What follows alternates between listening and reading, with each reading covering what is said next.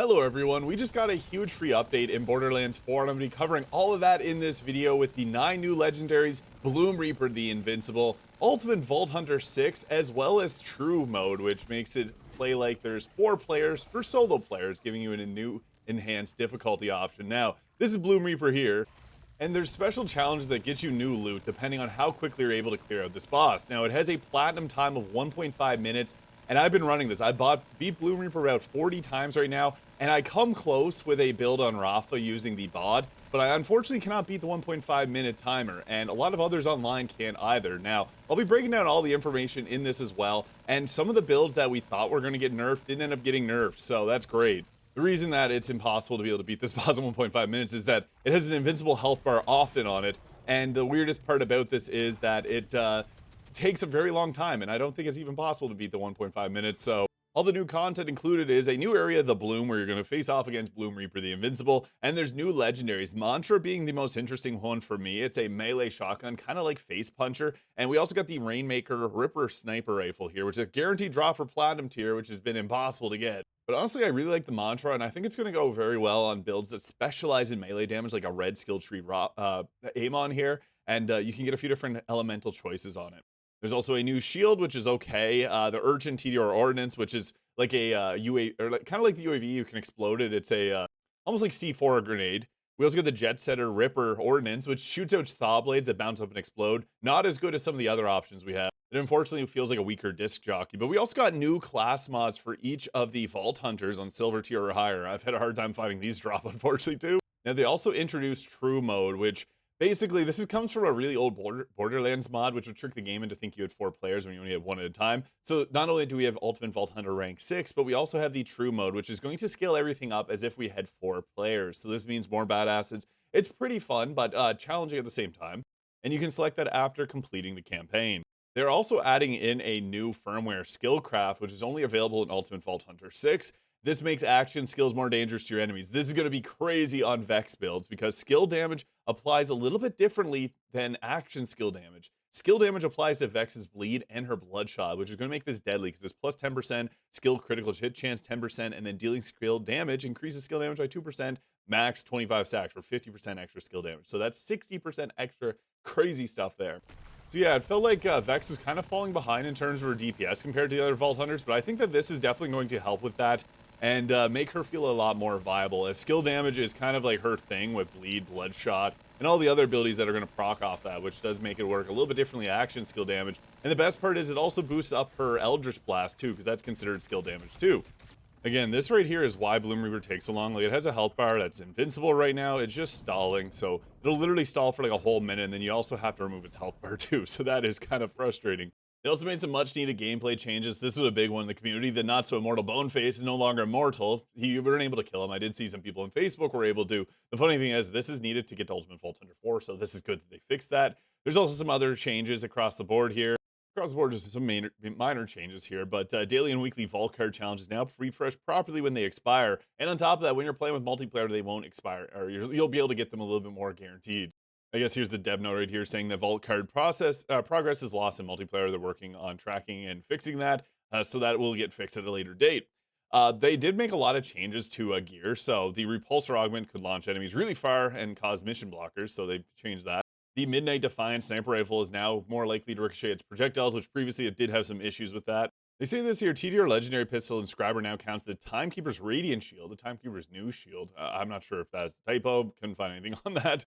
They made some changes to Torque Stickies. Now, I was wondering if they'd make any nerfs, and no, this is still possibly the bod being the best weapon in the game, so that's kind of nice, as it helps out a lot with this fight. They also fixed the new Rooker sniper rifle, which I really like. It's a fun one. And they also fixed the Missile Laser, which is a really fun weapon as well from the Christmas DLC. And funny enough, they also made a change to the Fireworks Shield, make it spawn more reliably after defeating enemies. I found that this worked pretty reliably, so good to know that it's changing as well. Now, this is sad. The Legendary Shield Super Soldier will no longer replenish your heavy ordnance.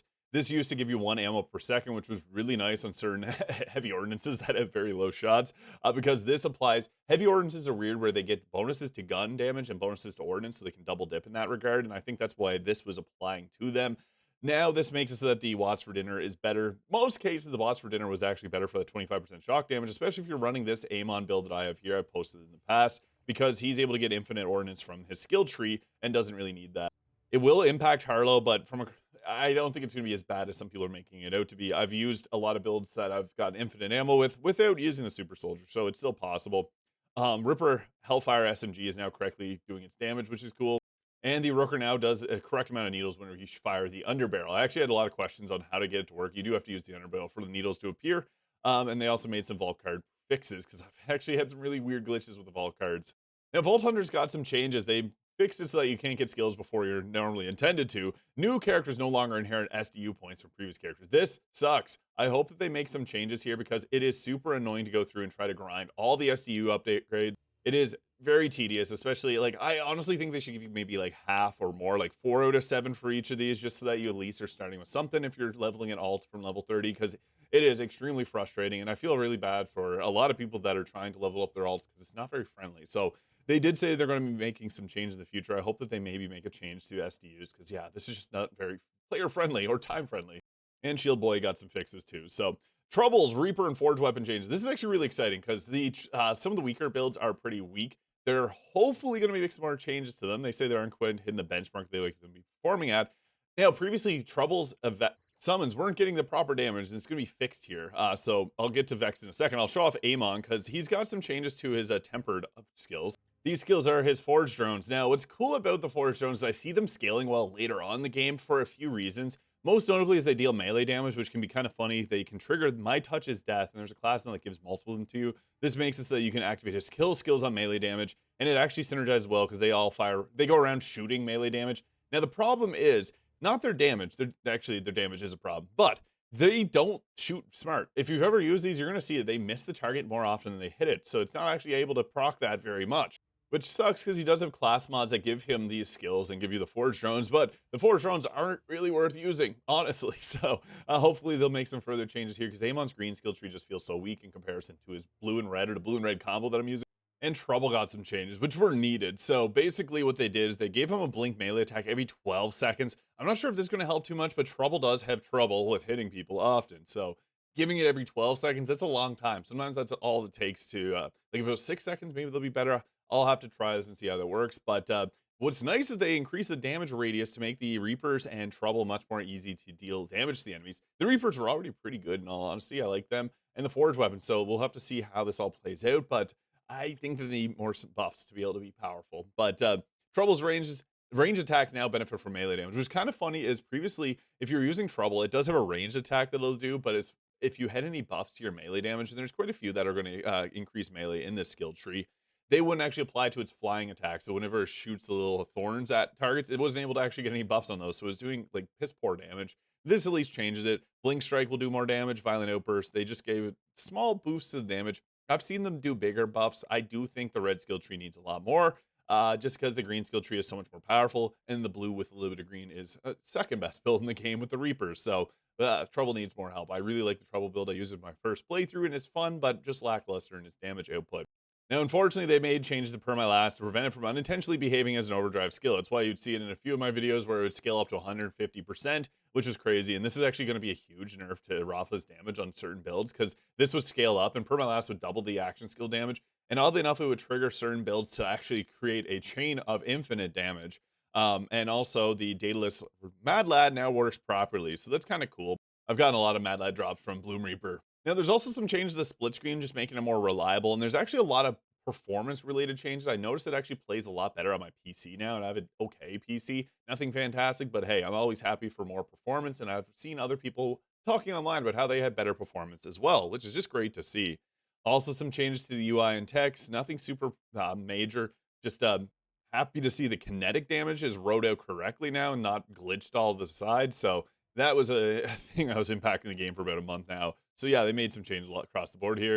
Yeah, it's not listed on this, but it is changed. There's also some changes to like just player experience here. Basically just frame rate when using different underbarrels and things that are happening. And they actually gave a very large update from the dev team on performance and Epic's Unreal Engine, which they're working to make this a little bit better. We still have much to do here, but we're in this for the long haul. So they are working on making better performance. I have noticed this is a little bit better, but here are all the changes that they're working on. You can check those out if you're curious. We also got an unfortunately not amazing big encore boss with Bio Bulkhead, but I'm happy with that because we're going to be fighting Bloomreaper. Not a big deal here. This also can get you the Katagawa's Revenge, and here's Maurice's Black Market. Now, hopefully Trouble will get a little bit better. It's doing the Blink Strike there. But you can see the damage ain't too amazing, unfortunately. Trouble does need some more work for it to feel a little bit more powerful. It is strong in the early game, so maybe they change how it scales as you level up. I'm not too sure, but I'm hopeful that they make the cat a little bit better, because I know a lot of people really do like the cat. And I'm hopeful to see that it gets better in time. So yeah, that is the update. I actually think it's a pretty solid one. I'm happy to see them in for the long haul, and I'm excited to see what content we got coming next. Now, I've already been Bloomreaper out 40 times. Not loving the drop rates, just going to put that out there. Hopefully we see some increases in drop rates, because even playing on Ultimate Vault Hunter 6, you're not really getting that amazing of loot, unfortunately. So yeah, let me know your thoughts though on this update in the comments. Hit the subscribe button below if you enjoyed, and I hope you guys all have a great day.